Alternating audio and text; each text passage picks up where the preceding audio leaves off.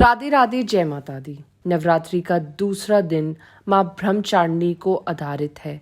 माँ ब्रह्मचारिणी शास्त्रों में माँ दुर्गा का विशेष स्वरूप माना गया है। नवरात्रि के दूसरे दिन माँ ब्रह्मचारिणी को समर्पित है। मान्यता है कि माँ ब्रह्मचारिणी की आराधना से तप, शक्ति, त्याग, संयम और वैराग्य में वृद्धि होती है और शत्रुओं को पराजित कर उन पर विजय प्रदान करती है। पुरानी कथाओं में माँ ब्रह्मचारिणी को महत्वपूर्ण देवी के रूप में माना गया है। माँ ब्रह्मचारिणी नाम का अर्थ तपस्या और चारिणी यानी आचरण है। माँ ब्रह्मचारिणी को तप का आचरण करने वाली देवी माना गया है। माँ ब्रह्मचारिणी के दाहिने हाथ में तप की माला और बाएं हाथ में कमंडल है। माँ ब्रह्मचारिणी की पूजा से जीवन में तप, त्याग, वैराग्य, सदाचार, संयम प्राप्त होता है। माँ ब्रह्मचारिणी की पूजा से आत्मविश्वास में वृद्धि होती है। जीवन की सफलता में आत्मविश्वास का अहम योगदान माना गया है। माँ ब्रह्मचारिणी की कृपा प्राप्त होने से व्यक्ति संकट आने पर घबराता नहीं है। माँ ब्रह्मचारिणी की पूजा विधि: शुक्रवार को प्रातः उठकर नित्य कर्मों से निवृत्त होकर स्नान करें। स्वच्छ वस्त्र धारण कर पूजा स्थल पर विराजे। माँ दुर्गा के इस स्वरूप माँ ब्रह्मचारिणी की पूजा करें।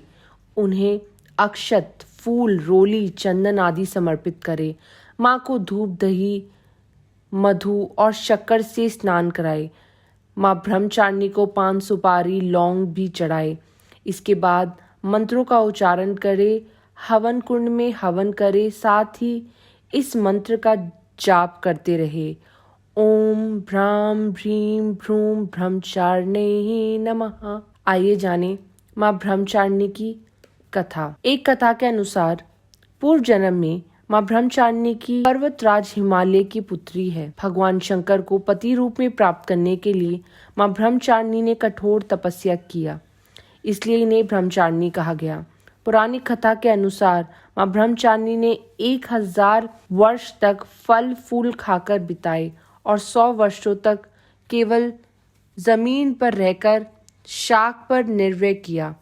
इसके बाद माँ ने कठिन उपवास रखे और खुले आकाश के नीचे वर्षा और धूप को सहन करती रही।